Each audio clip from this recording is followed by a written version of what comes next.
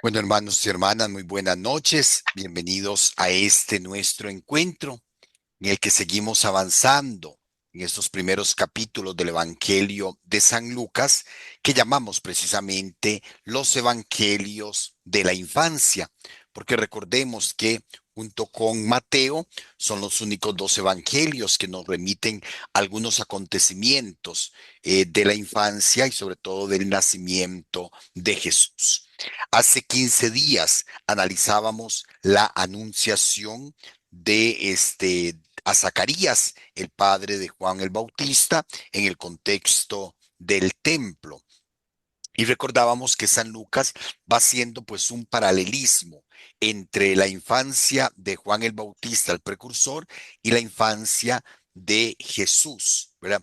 Para precisamente subrayar la importancia de Jesús con respecto al Bautista, pero también para destacar la función de precursor de Juan. Por eso, después de haber anunciado, después de haber estudiado el Evangelio de la Anunciación a Zacarías en el templo, vamos hoy a entrar para estudiar el texto de la Anunciación a María. Por eso iniciamos nuestro encuentro, como siempre, pidiendo la presencia de Dios, pidiendo la asistencia del Espíritu Santo, para que ese espíritu que fecundó el vientre virginal de María también fecunde nuestros corazones y podamos acoger esta palabra que el Cámara Señor nos Teams, regala sí. en este día. Vamos entonces a iniciar diciendo juntos en el nombre del Padre, del Hijo y del Espíritu Santo. Amén. Ven Espíritu Divino, manda tu luz desde el cielo, Padre amoroso del pobre, don en tus dones espléndido, luz que penetra las almas, fuente del mayor consuelo. Ven dulce huésped del alma, descanso de nuestro esfuerzo, tregua en el duro trabajo, brisa en las horas de fuego, gozo que enjuga las lágrimas y reconforta en los duelos. Entra hasta el fondo del alma, divina luz, y enriquécenos. Mira el vacío del hombre, si tú le faltas por dentro. Mira el poder del pecado cuando no envías tu aliento. Riega la tierra en sequía, sana el corazón enfermo, lava las manchas, infunde calor de vida en el hielo, doma al espíritu indómito, guía al que tuerce el sendero. Reparte tus 7 dones según la fe de tus siervos. Por tu bondad y tu gracia, dale al esfuerzo su mérito. Salva al que busca salvarse y danos tu gozo eterno. Amén. Que tu Espíritu Santo, Señor, ilumine nuestra mente y nuestro corazón para poder acoger esta palabra que hoy vamos a meditar. Y que como María Santísima, también nosotros dispongamos nuestra alma, nuestro espíritu, toda nuestra vida para convertirnos en siervos tuyos. Porque tuyo es el reino, el poder y la gloria por los siglos de los siglos. Amén.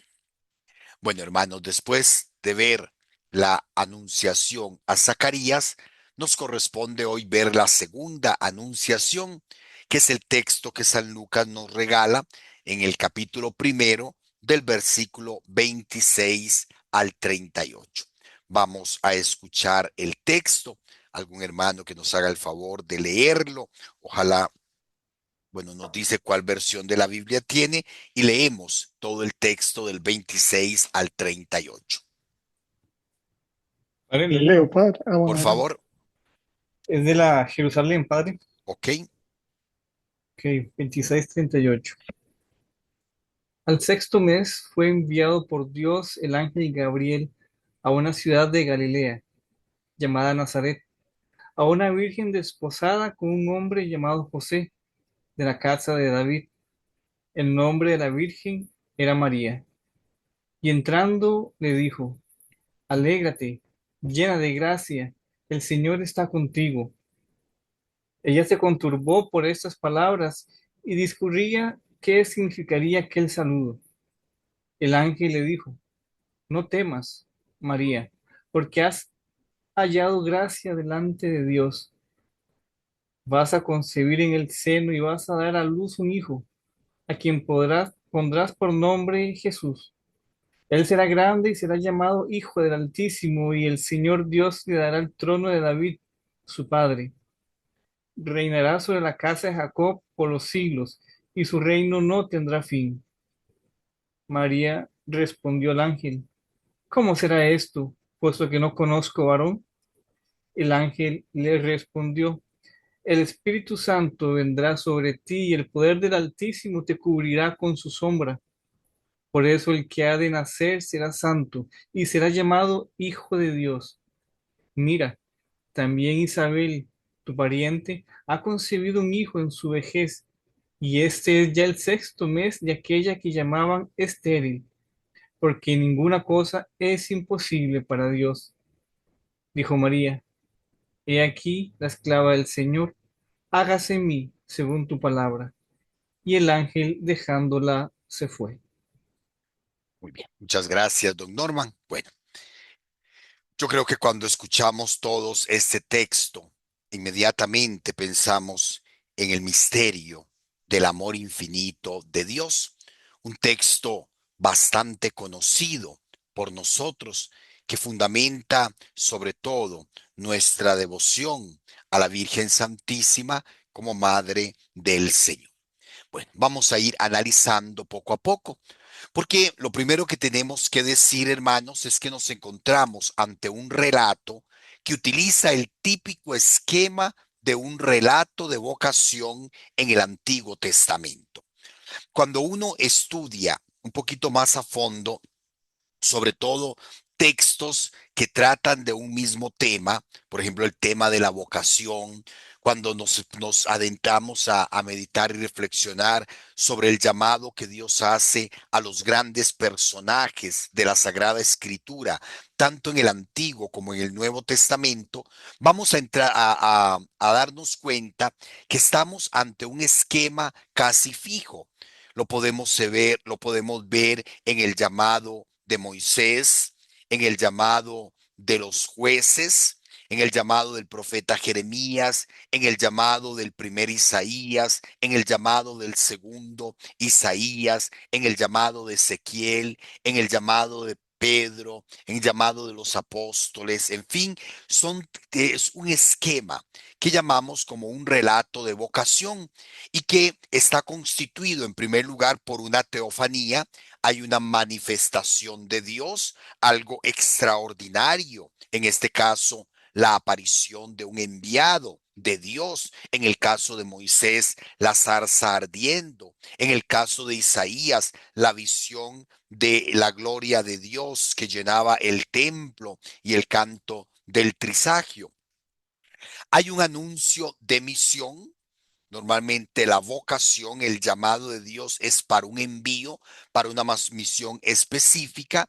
Después, el llamado, el vocacionado, el receptor de esta teofanía, de este anuncio de misión, pues presenta dificultades como yo, si soy un joven, como yo, si no sé hablar, si soy tartamudo, como yo, si soy el más pequeño de la tribu, de las tribus de mi padre. En fin, siempre se presenta una dificultad. Hay una confirmación en la que normalmente se aclaran esas dificultades y por último hay un signo que ayuda a la persona a convencerse precisamente de este llamado que Dios le hace. Notamos aquí claramente el anuncio de teofanía, ¿verdad? Perdón, el elemento teofánico, se aparece el ángel Gabriel, ¿verdad? El anuncio de la misión, se saluda a María y se le dice, ¿verdad? Que Dios tiene un plan para ella. María contesta o pregunta sobre una dificultad, ¿cómo será esto? Pues no conozco varón. El ángel le dice que lo que se va a realizar es fruto directo de la acción de Dios y le da por signo el embarazo o el estado ya de gestación de Isabel, que tiene 6 meses, aquella que llamaban estéril. Entonces veamos que, en primer lugar, tenemos que decir que se trata de un texto, ¿verdad? Un esquema, pero un esquema típico, un texto con el esquema típico de relato de vocación, que no quita, por ejemplo, nada, porque es género que no quita nada al acontecimiento en sí o a la realidad del acontecimiento, sino que lo que hace Lucas es, en este caso, anunciarnos o presentarnos, perdón, la anunciación siguiendo el esquema típico del Antiguo Testamento, ratificando precisamente que es un relato, una acción de vocación bajo la acción del mismo Dios. Es Dios quien aparece, es Dios quien llama. Vamos a ir desmenuzándolo, perdónenme la expresión, por partes para destacar esos elementos más importantes. En este relato empezamos con la teofanía, que estaría formada por los versículos 26 y 27, ¿verdad? Notemos que se habla de una anotación temporal, vamos a ver, al sexto mes, un ángel que es enviado por Dios, ¿verdad? A una ciudad específica llamada Nazaret, a una virgen, a una muchacha virgen que está desposada con un hombre llamado José, que pertenece a la familia de David y que el nombre de la virgen era María. Si notamos estos primeros versículos, llama poderosamente la atención la importancia que Lucas da a los nombres. El nombre del ángel, el nombre de la ciudad, que no es una ciudad para nada conocida, ni mucho menos famosa en el mundo bíblico. Se da el nombre del comprometido, digámoslo así, o del hombre con el que está desposada esta virgen, llamado José. Se da el nombre de la muchacha de la virgen, que era María. Ok, ahora notemos que entonces en estos versículos se nos presenta las circunstancias y los personajes que van a intervenir.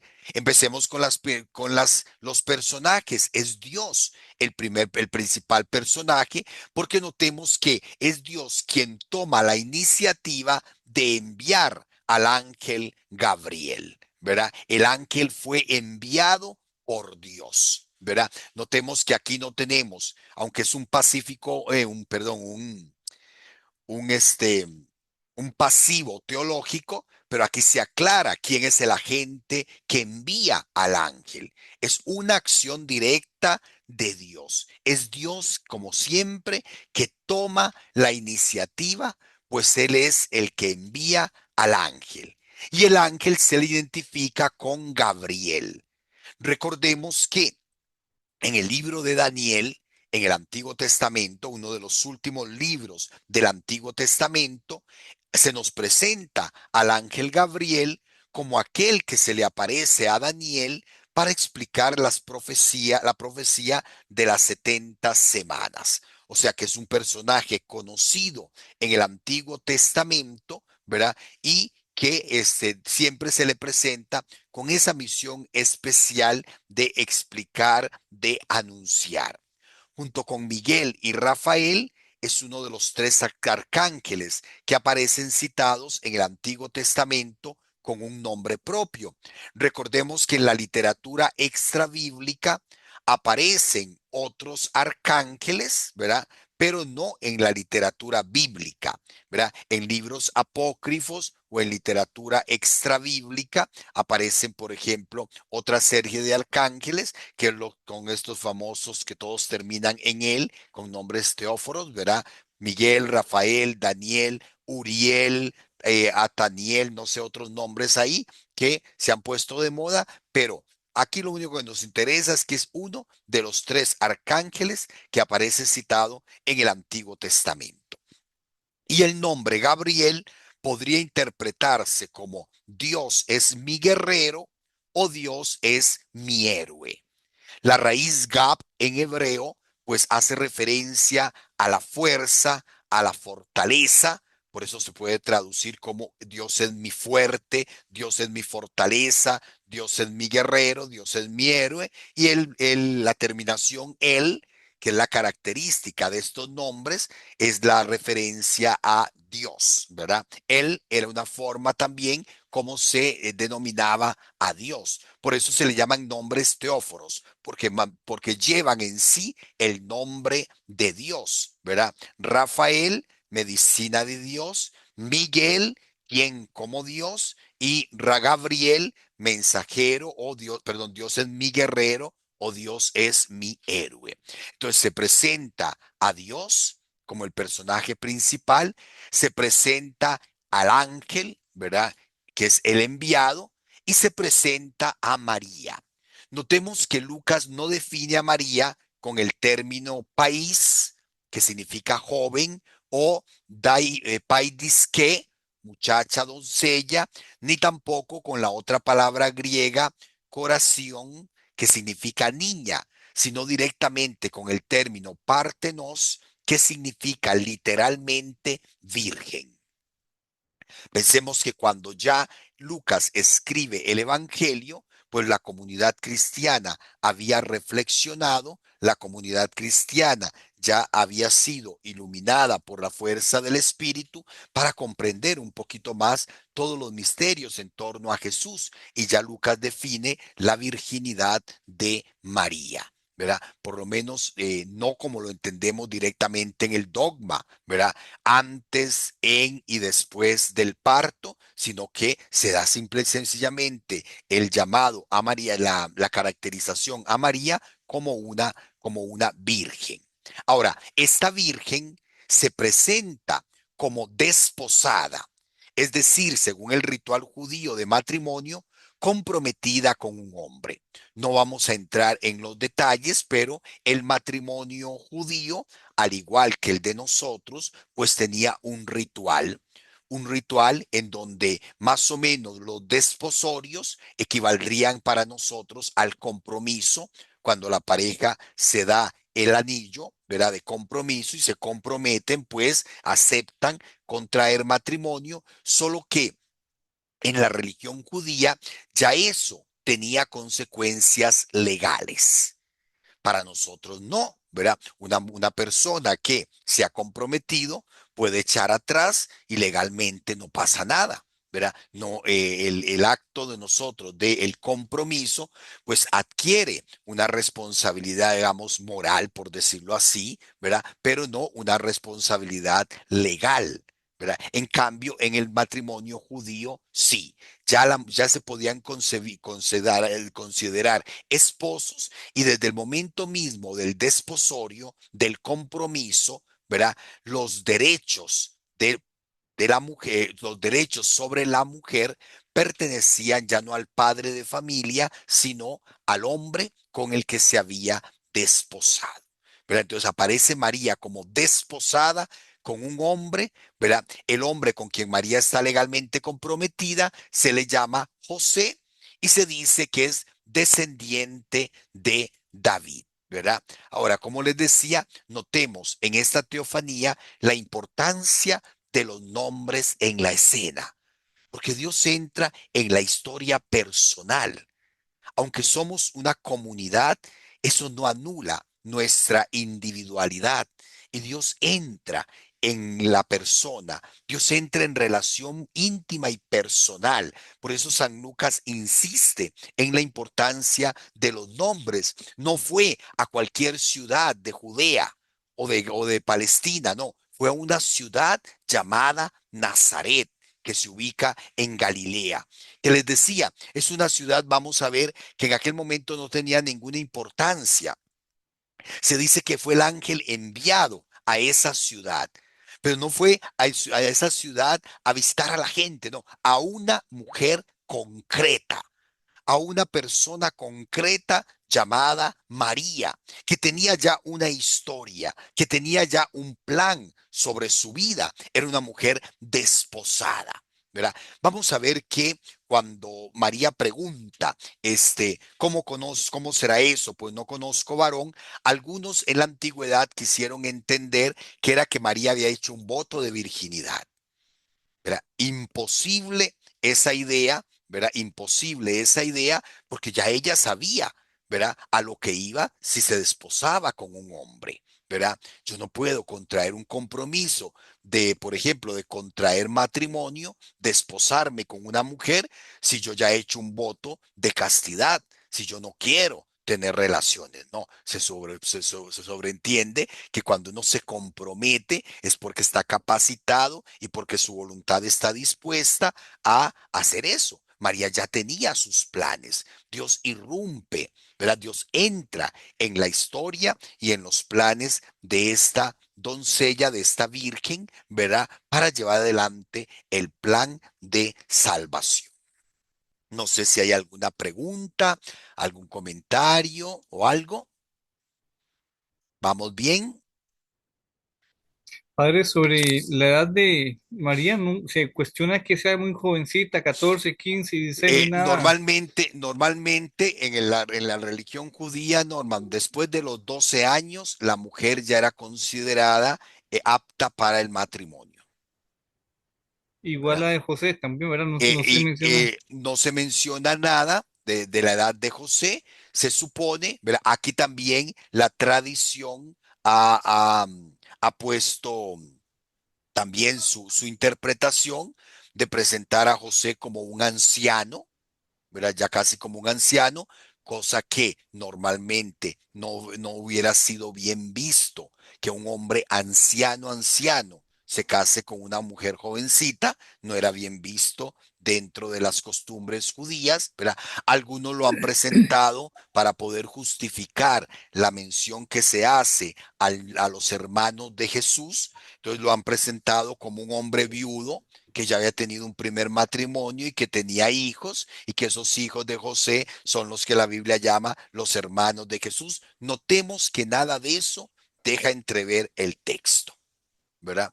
Y el texto, bueno, lo estamos estudiando, ¿verdad? Tal y como aparece, tal y como San Lucas nos presenta. Lo único que se destaca aquí de José era que pertenecía a la casa de David, que tiene también su interés teológico, porque recordemos que va a ser presentado Jesús como como hijo de David, ¿verdad? Para ser, pues que es el Mesías, y el Mesías había sido prometido a la casa de David.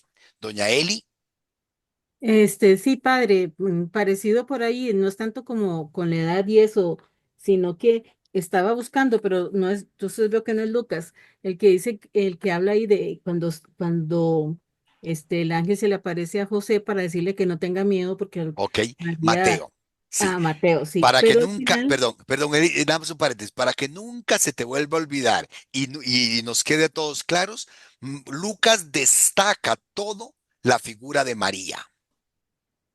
Ve que y Y Mateo de José. Mateo de José. Mateo de Ujú. José, ¿ok? Aunque Mateo conoce la encarnación, ¿verdad? Y la anunciación, ¿verdad? Porque dice, ¿verdad? Él presupone todo esto que San Lucas nos está diciendo. Mateo centra sobre todo en la historia, en la figura paterna, en José, por un Así interés como, teológico como que también. dijéramos, reafirma que es descendiente de David, Precisamente porque por acordate ahí. que Mateo le escribe a judíos Ajá. conversos. Entonces para ellos es muy importante la cuestión de la descendencia davídica. A Lucas mí lo siempre, menciona, ¿verdad? Ahora, entramos aquí toda una discusión, porque por ejemplo se dice que, es que uno puede decir, padre, pero es que si José era el descendiente de David y María no, entonces Jesús no es descendiente de David. Es una cuestión de interpretación teológica.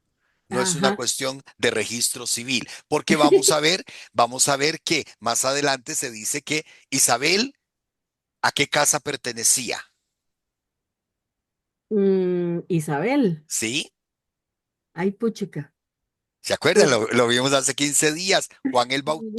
Zacarías era sacerdote y de la casa de Aarón. de Aarón y Isabel también. Isabel era de la tribu sacerdotal, no podía ser sacerdote porque era mujer, pero sí era de la tribu de sacerdotal. Entonces eso nos hace pensar, si María era pariente de Isabel, posiblemente también María podría haber sido de la casa De la de la tribu tribu de Aarón. sacerdotal. Ah, padre, pero es que Ujú. seguro por parte de la madre eran primas hermanas por parte de madre y no por parte de padre. Bueno, ya ahí podríamos entrar en un montón de elucubraciones que sería perdernos en una discusión que no se puede fundamentar directamente del texto. ¿Ok? Ajá, pero padre, le iba a decir que a mí siempre me ha llamado la atención que entonces Mateo dice que José se lleva a María para su casa y todo lo demás, y dice, y no la conoció hasta que el niño nació. Ok, ya eso es una interpretación, perdón, algo que tendríamos que estudiar propio del Evangelio de Mateo, cómo pretende, cómo se explica eso, ¿verdad? Porque Ujú, algunos lo interpretan, ve, una vez que nació Jesús, José sí tuvo relaciones con María. ujú, ¿Ves? Algunos lo interpretan por ahí, sobre todo para adversar contra el dogma de la virginidad posterior al parto de María, ¿ok? Pero ve que ujú, San Lucas lo presenta así, ¿ok? ujú, ujú. Creo que don Guillermo levantó y bajó la mano. Sí, pero era una pregunta más que todo para ubicación como cultural.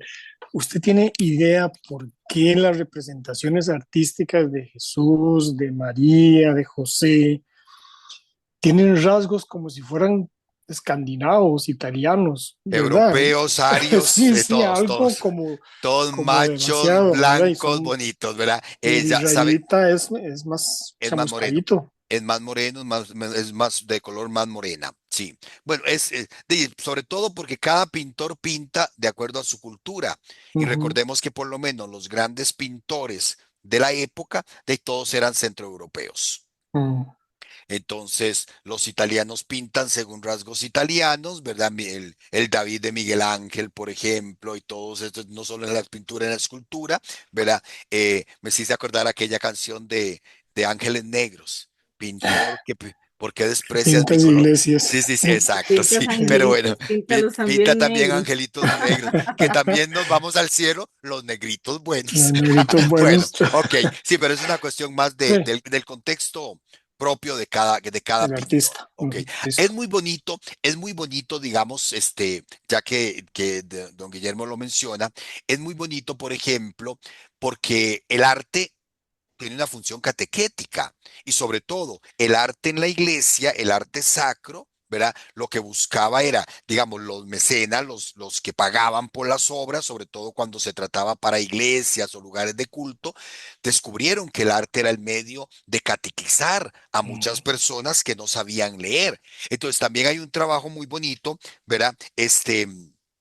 Perdón, hay un trabajo muy bonito que podría ser interpretar la obra o leer cada obra artística para ver cómo entendía el autor, ¿verdad? Cómo entendía o cómo expresaba el autor las ideas religiosas. Vamos a ver, a mí me llama la atención, por ejemplo, nunca se presenta a María, ¿verdad? Digamos, qué sé yo, haciendo oficio o haciendo talleres de la casa o jalando, no, no, siempre en un reclinatorio rezando, ¿verdad? Ujú. Y es curioso, digamos, vean que no dice nada, yo sé que no dice que María estaba rezando, no, no, no. El ángel irrumpe en la historia, pudo haber estado cocinando, pudo haber estado ir a recoger el agua, ¿verdad? Del pozo, o pudo haber estado haciendo tantos Cualquier oficios, cosa. cualquier cosa, y ahí irrumpe, ¿verdad? Porque espiritualizamos mucho. El ser humano tiende a espiritualizar todo, entonces, claro, hay que presentar a María, ¿verdad? Ahora, ¿qué quieren decir? Que por lo de la Inmaculada, que por lo de la sierva de Dios y eso, pero bueno, nos hace creer que muchas veces que es la única forma de servir a Dios, rezar, y no, el ángel irrumpe en la vida. Lucas no nos dice absolutamente nada más, ¿ok? Don Sí. Norman, Sí, algo pequeñito para no salirse del tema y no rezar más, referente a ese mismo tema de las interpretaciones de los pintores. Recuerda que yo le contaba hace poco tiempo el tema de los ángeles. ajá, sí. Sí, que los ángeles sabemos que son espíritus. Son espíritu, pero necesitamos representarlos. Entonces, por ejemplo, digamos, la pregunta que usted me hacía, don Norman, veamos este caso.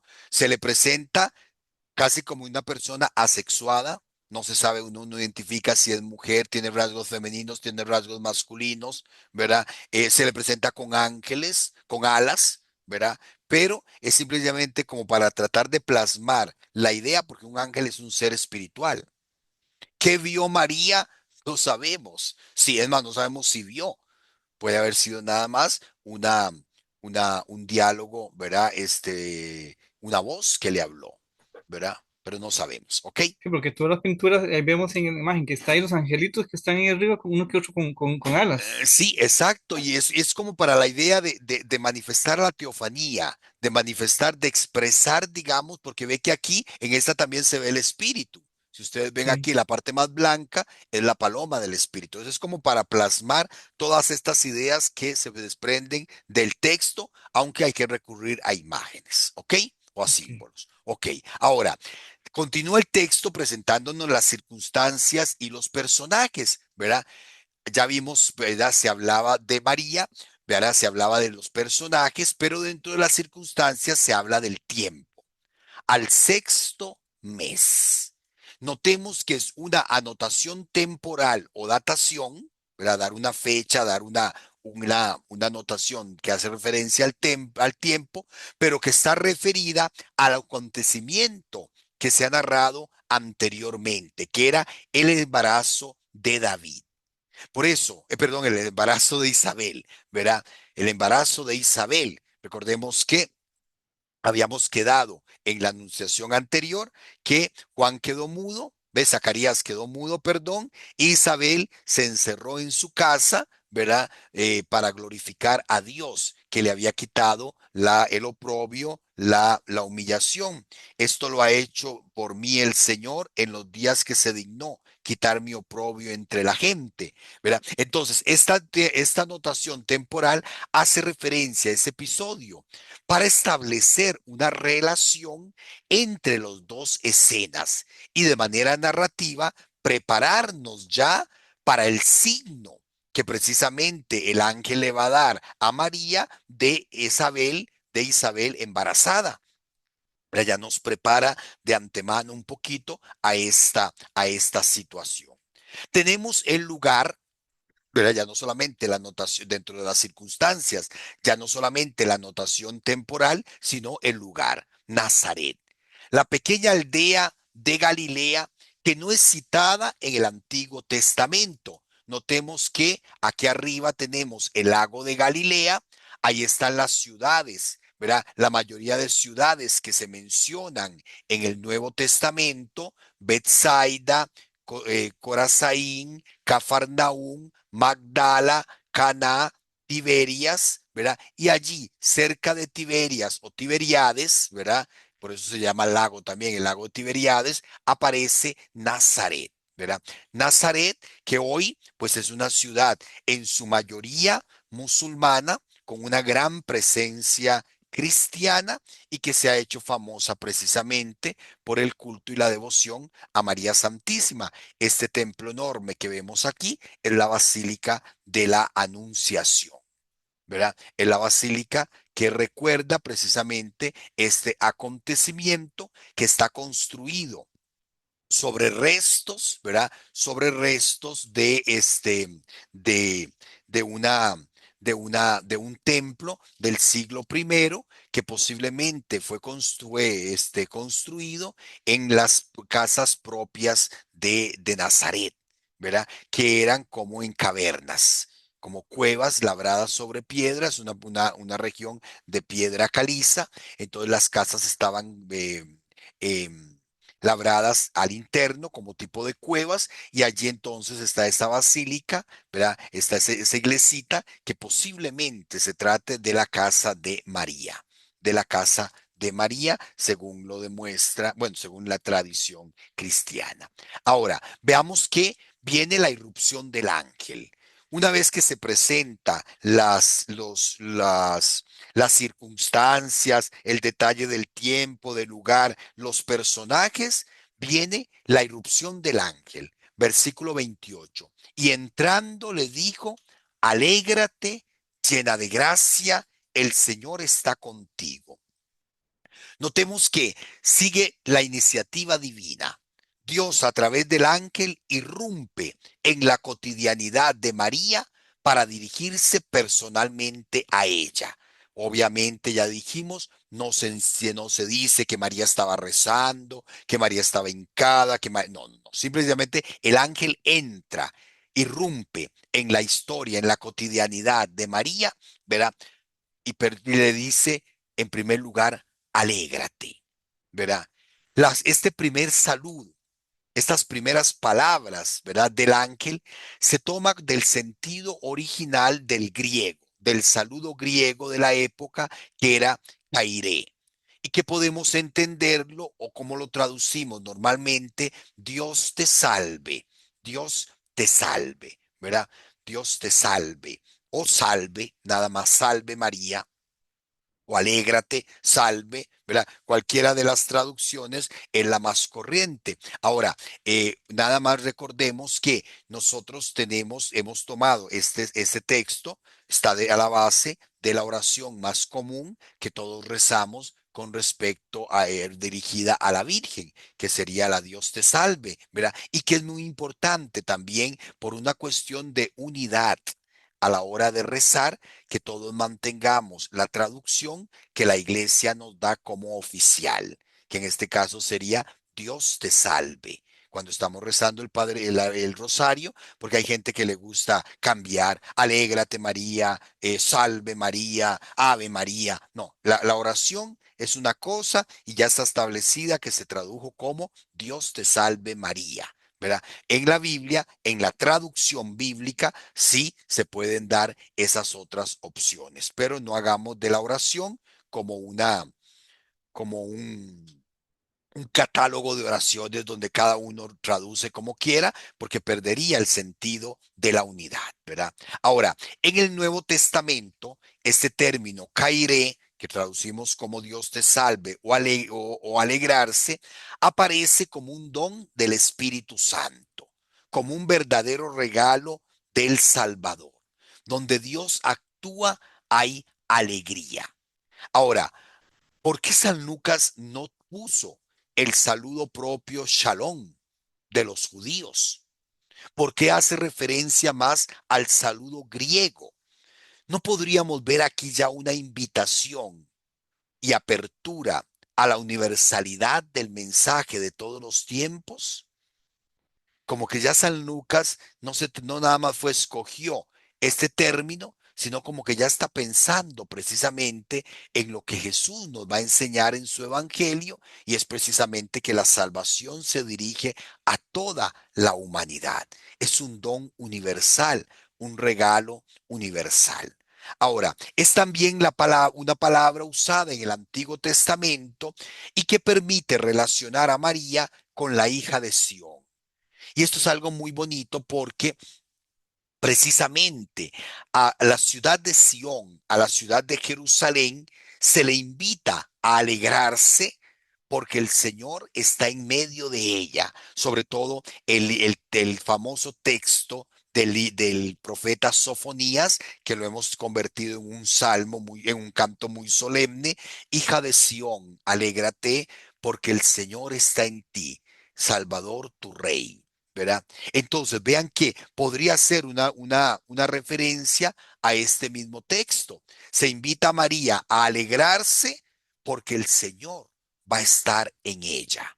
Así como se invitaba a Jerusalén a alegrarse porque el Señor está en medio de ti, se invita a alegrarse a María porque el Señor está con ella y porque el Señor va a estar en ella, precisamente la consecuencia del anuncio, que sería la encarnación. Ahora, llama mucho la atención cómo el ángel llama a María. Vean que aquí donde el texto pone llena de gracia, lo normal hubiera sido María. Alégrate, María, como lo traducimos en la salve. Dios te salve, María, ¿verdad? Sin embargo, el texto sagrado cambia el nombre y nos regala, ¿verdad? Un término que gramaticalmente es un participio pasivo imperfecto, la famosa palabra quejaritómenos, que tenemos que traducirla como tú que has recibido gracia. Y vean que dice que es un término, un participio pasivo perfecto porque hace referencia al pasado. No es decir, tú que estás recibiendo gracia o tú que vas a recibir gracia, sino que hace referencia al pasado. Tú que has recibido gracia. O sea, lo que nos hace suponer que en el momento en el que el ángel se le presenta a María, ya María está llena de la gracia de Dios. Y es uno de los fundamentos bíblicos que encontramos precisamente para el dogma de la Inmaculada Concepción, que va a ser el desarrollo posterior que la teología va a regalarnos en torno a la figura de María. ¿Verdad? Una figura en la que se han dado cita todos los favores divinos. Esta llena de gracia sería como traducir favorecida por Dios, en cuanto que Dios la hace madre del futuro descendiente de David y del verdadero Hijo de Dios. La pregunta sería, ¿cuándo María fue llenada de gracia? ¿En qué momento se da esta acción que San Lucas nos presenta con este participio pasivo perfecto? El texto no lo dice. Por eso les digo, la reflexión teológica encuentra aquí un fundamento bíblico para el dogma de la Inmaculada Concepción. El Señor está contigo, ¿verdad? La invitación a la alegría, porque el Señor está contigo, expresa frecuentemente la ayuda y la protección de Dios que llama a tarea o a misión. Siempre en todo texto vocacional va a aparecer esta frase, el Señor está contigo, como para garantizar esto que estoy comunicando es un mensaje de Dios, de un Dios cercano, de un Dios que te da una tarea o una misión, pero que también te da la gracia. Él está contigo. Ahora, viene la reacción de María. Se conturbó por estas palabras y discurría qué significaría aquel saludo. Siguiendo la tradición, ya les decía, del género literario y del esquema de relato de vocación, la primera reacción de María es la perplejidad o la turbación ante el real significado de las palabras del ángel. ¿Qué quiere decir esto al llamarme llena de gracia? ¿Qué quiere decir esto al decirme el Señor está contigo? Vea que el ángel no ha dicho nada más que saludo a María. María discurre, María dice, ¿qué significa este saludo?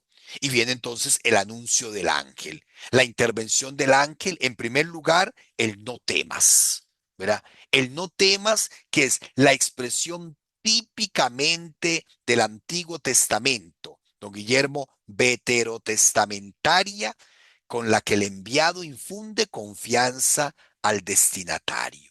El no temas. No temas.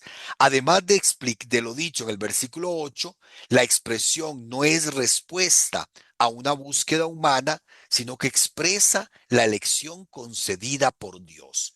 Has hallado gracia delante de Dios. Has hallado gracia, perdón, delante de Dios. Dios te va a dar una misión. Y viene entonces el anuncio. ¿Cuál es el anuncio? Vas a concebir en tu seno y vas a dar a luz un hijo a quien pondrás por nombre Jesús. Notemos que el anuncio es la concepción y la maternidad. Concebirás y vas a dar a luz un hijo. Y notemos que le pondrás por nombre Jesús. Un detalle que parece insignificante, pero es fundamental en el texto, porque en la tradición judía es el padre quien da el nombre. Y el nombre de alguna manera ya trae la esencia de aquella persona. Aquí es Dios quien a través del ángel comunica el nombre del niño y el nombre significa etimológicamente Yahvé salva. Yahvé salva. San Mateo, ¿verdad? Hace referencia al nombre Emmanuel, Dios con nosotros, ¿verdad? El Dios con nosotros del que habla el profeta Isaías. Lucas insiste en el hecho de Jesús, que es toda una derivación, bueno, que es el nombre Yeshua, ¿verdad? De donde viene el nombre Josué en español y el nombre Jesús es exactamente el mismo. Yahvé salva, ¿verdad? Y vean que entonces se habla a quien verá, será grande, bueno, primero, verdadero hombre. ¿Por qué? Porque van a ser de una mujer. Una mujer lo va a concebir y una mujer lo va a dar a luz. Se presenta ya la humanidad de este niño, pero viene la descripción. Será grande. Es un adjetivo absoluto. ¿Grande de qué? No, grande, punto. No hace falta añadir nada más. Un adjetivo absoluto que se utiliza para indicar un atributo divino. Y ahí tenemos esas citas donde grande es Dios. Grande solo Dios. Así, en seco, grande, pelado diríamos nosotros, es solo Dios. Por eso es un adjetivo absoluto. Será llamado Hijo del Altísimo.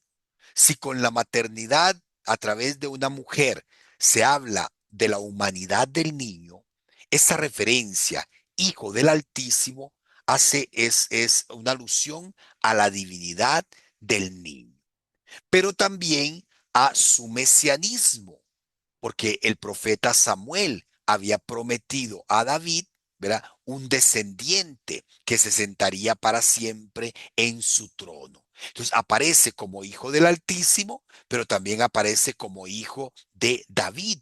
O sea que se le presenta ya al niño como Mesías y como Mesías rey, ¿verdad? Porque reinará sobre la casa de Jacob por los siglos y su reino no tendrá fin.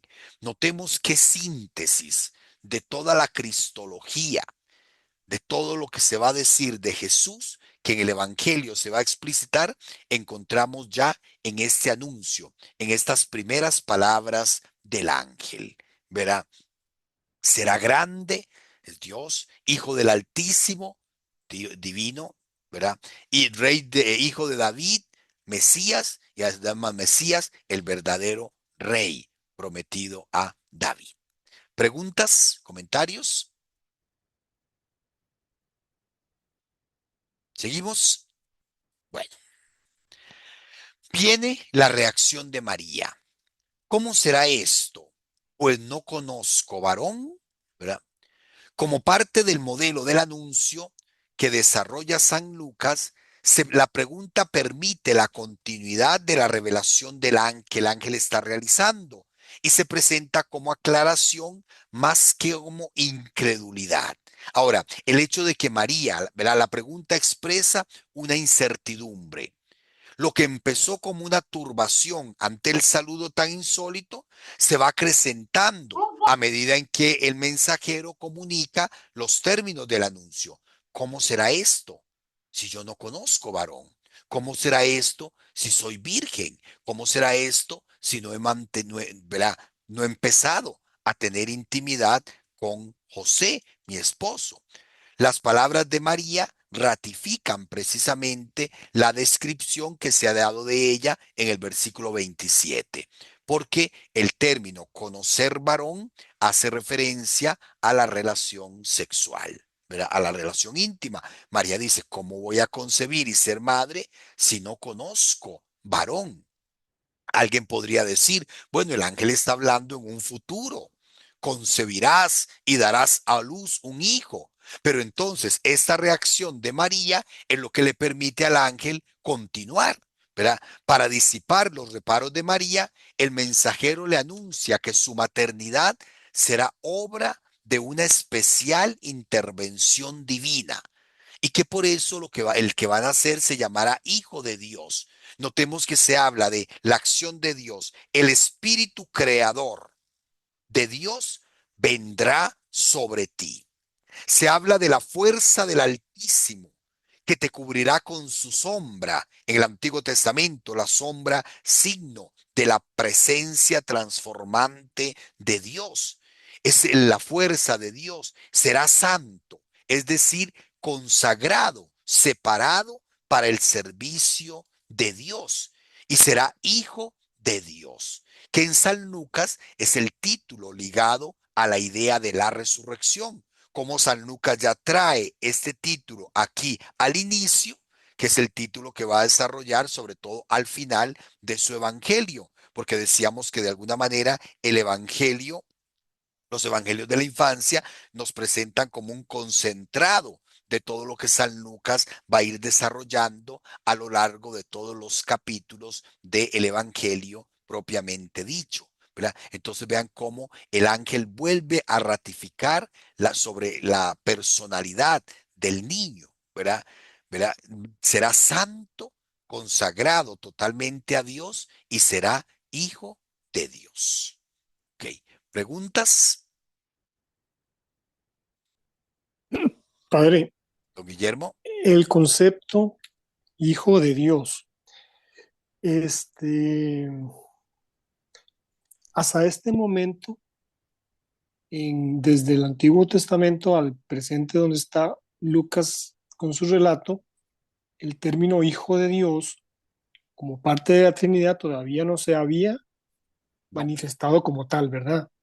Por eso este nacimiento es hijo de Dios, será santo, es decir, de ese momento en adelante, no todavía se hace referencia a la divinidad completa de Jesús como preexistente desde siempre, ¿verdad? Ok, don Guillermo, el asunto es que pensemos que cuando San Lucas escribe, ya ha pasado la resurrección y ya la comunidad cristiana ha empezado a entender realmente este hombre era hijo de Dios, es Dios mismo. Entonces, ¿qué hace San Lucas? Esa experiencia, ¿verdad? Esa experiencia pospascual, de alguna manera la anticipa en este momento. No perdamos de vista que cuando el Evangelio se escribe, ya la resurrección ha pasado. Y ya Sí. el Espíritu ha ido guiando a la iglesia a profundizar en estos temas. No tenemos el desarrollo dogmático y teológico que tenemos hoy, no, pero sí ya vemos cómo. Ya era un título ya usado para Jesús. Jesús es Dios, es hijo de Dios, y por eso San Lucas no tiene reparo en ponerlo aquí desde el inicio del Evangelio, porque precisamente decíamos que estos primeros capítulos sirven como un preámbulo, como una introducción. ¿Ok? Pero sí es un título que hace referencia directamente a la divinidad. ¿Ok? Es Dios. ¿Ok? Perfecto. Don Gimer, Padre, buenas noches. Yo una vez oí un comentario, no sé qué, le pregunto a usted, a ver qué de cierto tendrá eso, de que las mujeres en esa época, interpretando las profecías, había mujeres que como que si se preparaban, pues, eran vírgenes o se preparaban porque ellas podrían ser como elegidas para ser la madre del Mesías. ok, muy gracias por la anotación. Toda mujer judía soñaba con ser la madre del Mesías. Sin embargo, don Gimer, no significa que que se prepararan con la virginidad. La virginidad, ¿verdad? Obviamente en una niña sí era bien vista, pero ya en una mujer adulta no. Recordemos que lo grande era la concepción, el ser madre, ¿verdad? Era digamos, la virginidad no era bien vista, como no era bien vista, tampoco lo veíamos hace 15 días, la infertilidad. Entonces nadie pensaba en Israel en permanecer virgen, ¿verdad? Entonces, no, la mujer soñaba con casarse porque del fruto de ese matrimonio podía salir el Mesías. Porque recordemos, don Gimer, que no se hablaba en el Antiguo Testamento de que el Mesías iba a nacer de una virgen. Padre, pero Isaías cuando dice, eso es otra cosa. Eso es, ¿verdad? La referencia que se hace a la prometida del rey, ¿verdad? La que era virgen en aquel momento, concebirá y dará a luz un hijo y le pondrá por nombre, ¿verdad? Emanuel, que es Dios con nosotros. Es la promesa que Dios hace a través de Isaías, pero hace referencia primero al rey, al hijo del rey, ¿verdad? Como para garantizar la sucesión de la dinastía de David. Pero en este caso, la mujer no, en tiempos de Jesús, en tiempos de, digamos, de todo este ambiente del inicio del Nuevo Testamento, la virginidad no era considerada ni siquiera una virtud. ¿Ok? ¿Verdad? Entonces, ahora, que las mujeres soñaban con esto, sí, ¿verdad? Que las mujeres soñaban con esto y tal vez En algún momento María pensó que podía ser la madre del Mesías, sí, pero seguro lo pensaban, ¿verdad? Como todas las mujeres, a través del proceso normal de su unión esponsal, de su unión conyugal, que uno de sus hijos podría ser el Mesías, ¿verdad? Pero aquí es donde irrumpe Dios, ¿verdad? Y por eso tal vez en la perplejidad de la que se ve María, ¿verdad? De la perplejidad que recibe María del saludo y de las palabras del ángel, ¿verdad? Y que precisamente para aclararle a ella y enseñarnos a todos que el Mesías iba a nacer no de un matrimonio, no por la vía normal y natural de la humanidad, ¿verdad? Sino a través de una intervención directa de Dios, que fecunda el seno virginal de una virgen. ¿Ok? ¿Estamos, don Imer?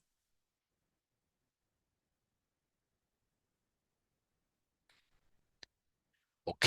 Bueno, ahora, doña Alejandra pregunta en el chat, ¿verdad? Que por qué nos llamamos hijos de Dios. Todos somos hijos de Dios en Cristo. Hijos en el Hijo. Esa es la gran diferencia. Hijos en el Hijo. ¿Verdad? No es lo mismo la filiación de Jesús, ¿verdad? O la filiación de la segunda persona de la Trinidad, para ser más exactos, que la filiación nuestra. Nosotros somos hijos en el Hijo. Ok, don Neftalí, Gracias, Padre. No sé, me escucho, sí. sí, claro, sí. Este, bueno, sé que fue algo que se tocó hace un ratito, pero siempre me ha generado, y por lo que dijiste, es más una decisión, eh, ¿cómo puedo decirla? Lingüísticamente correcta. El uso del salve, ¿verdad? Ajá, Porque eh, cualquiera podría decir que la traducción está mal hecha. El verbo correcto no debió de ser salve, porque es eh, un latinismo, como dirían los expertos en ajá, esa vaina, ¿no? Como un anglicismo, ¿verdad? ajá, Al utilizar salve, que es una expresión netamente latina, en el idioma latino, latín, o sí, más relacionado al italiano en tiempo posteriores, pero por ahí es que he entendido esa incomodidad de algunas personas en buscar, ¿verdad? Romper la costumbre del Salve María, Dios te salve ujú. María, y utilizar una traducción más correcta lingüísticamente hablando. Sí, No sé si eso sí, existe. ok. Bueno, te entiendo el argumento. Lo que pasa es que lo que yo les decía precisamente era que ya el texto de la oración, ¿verdad? El texto de la oración como tal ya está aprobado por la iglesia, ¿verdad? Ahora, tampoco es que el término sal de Dios te salve o salve María sea incorrecto, porque precisamente es lo que latín tradujo del griego. Y el griego, el saludo que jaire o caire, ¿verdad? Es precisamente Dios te salve. ¿Verdad? Dios te salve. Y no aparece utilizado solamente por San Lucas, sino tenemos muchos textos griegos fuera de la Biblia, ¿verdad? Extra bíblicos que hacen referencia a este saludo, al saludo griego, Dios te salve, que los latinos traducen nada más como salve. Y por eso entonces cuando San Jerónimo traduce la Biblia en latín, ¿verdad? Aparece salve más que alégrate. ¿Ok? Pero sí, ahora, como les decía, el problema es que ya tenemos oraciones establecidas, ¿verdad? Que está bien, yo puedo entender que haya un interés por dar otra traducción y eso, pero ya cuando estamos rezando, sobre todo en comunidad, para mantener el orden de la asamblea, diría Pablo, ya tengámonos a los textos que la iglesia nos presenta, que la iglesia nos enseña. ¿Verdad? Yo podría decir, no, es que yo quiero rezar, porque vea, vámonos, Darí, para poner ejemplo, vámonos a la oración del Padre Nuestro, ¿verdad? El Padre Nuestro, aparentemente, según los estudiosos, era uno de los textos que encontramos en la fuente Q, porque nos lo presenta Marcos y nos lo presenta Lucas y lo presenta Mateo, no lo presenta Marcos. Y si usted compara, no son iguales. El Padre Nuestro en Lucas es más corto. Entonces alguien que diga, "Ah, no, es que yo quiero usar el Padre Nuestro que nos da San Lucas. Y entonces en la misa yo voy a rezar el Padre Nuestro de San Lucas, que es más corto. No, ya la iglesia nos ha dado una versión oficial de la oración, no del texto sagrado, porque los dos son válidamente, ¿verdad? El texto de Marcos, el de Mateo y el texto de Lucas, pero ya en la oración dominical o la oración del Señor, la que nosotros llamamos el Padre Nuestro, ya la iglesia nos ha dado una traducción, entonces atengámonos a esa traducción. Sobre todo Perdón, para mantener eh, el orden en la asamblea, ¿verdad? Ok. ese tema de- de orden, ¿verdad? Yo sí eso lo capto. A mí me encanta el Pater Noster, que es Ujú, Michelis, y el sí. Ave María en latín, Ujú, y etcétera. Me encanta. ¿Por qué? Porque me gusta el manejo de las sí. lenguas, y si lo trato de decir en inglés también o en francés, ¿verdad? Pero es una cuestión muy, muy personal. Eso yo te lo entiendo, ¿verdad? Ajá, sí. El detalle es lo que pasa es que, a ver, los Ahora, lingüistas perdón, inclusive sí, manejan ok, eso, ¿verdad? pero si en el De fondo está la que no idea, haga división sin necesidad, sí, ¿verdad? ok, ahora el problema sería si en el fondo está la idea de decir, yo voy a decir alégrate porque salve o Dios te salve, es una mala traducción, ahí sí estaríamos en un error, porque no es una mala traducción, ¿ok? No, son opciones que la lingüística te da de traducir de maneras diferentes, pero también tiene su justificación. No es que esté mal traducida. ¿Ok? Ve que, por ejemplo, qué es lo que pasó con el Padre Nuestro en italiano. No sé si ustedes se dieron cuenta que en Italia se hizo todo un alboroto porque el Papa Benedicto em, cambió la oración del Padre Nuestro en italiano, porque ellos rezaban anteriormente non ci indurre in tentazione, es no nos empujes a la tentación, tendríamos que rezar nosotros en español.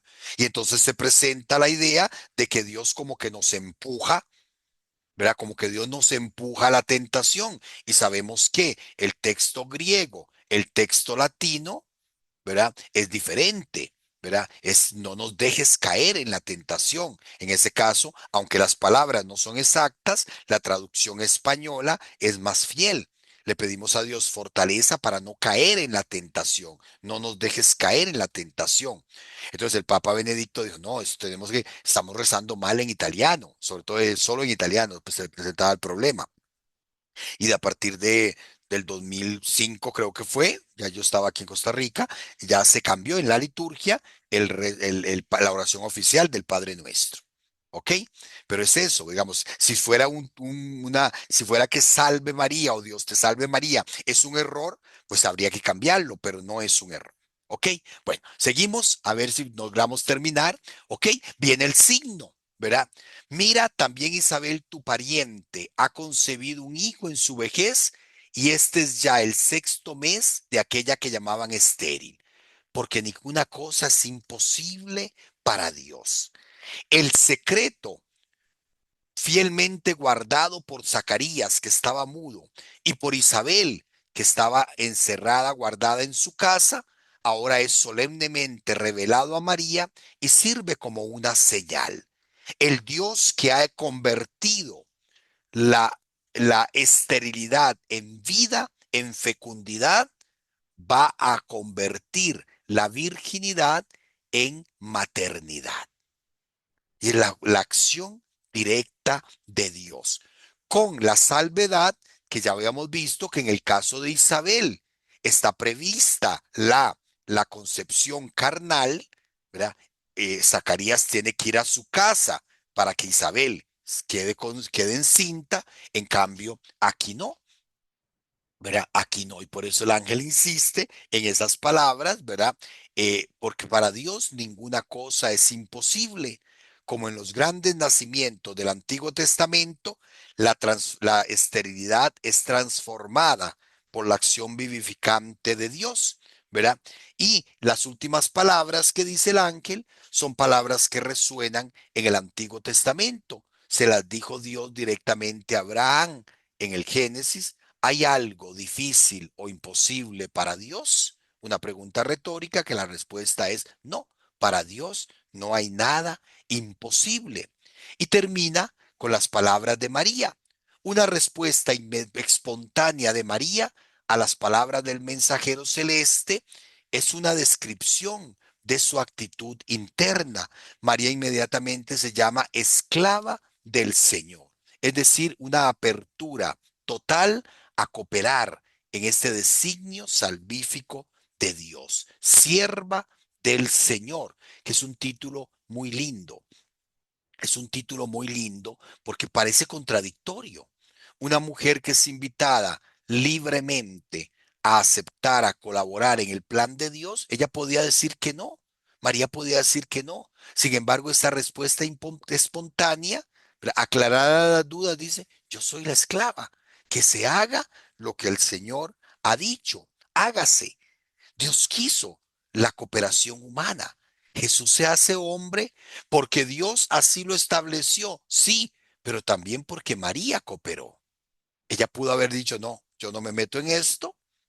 Padre, ¿qué hubiera pasado? No sabemos, no sabemos qué hubiera pasado. Dios hubiera llevado el plan de salvación por otro lado, pero María con su hágase, con su fiat, como se dice en latín, hágase, ¿verdad? Está colaborando, cooperando en el plan de salvación.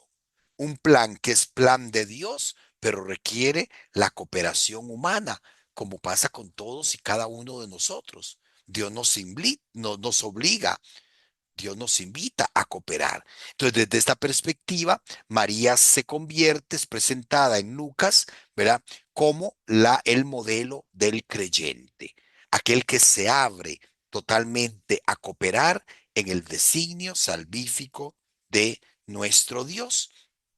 Y termina la narración diciendo que el ángel se va, ¿verdad? Y nada más cierra el episodio que permite al narrador continuar con la trama, ¿verdad? Vamos a ver de hoy en 8 días que dice inmediatamente, el ángel se fue y María, ¿verdad?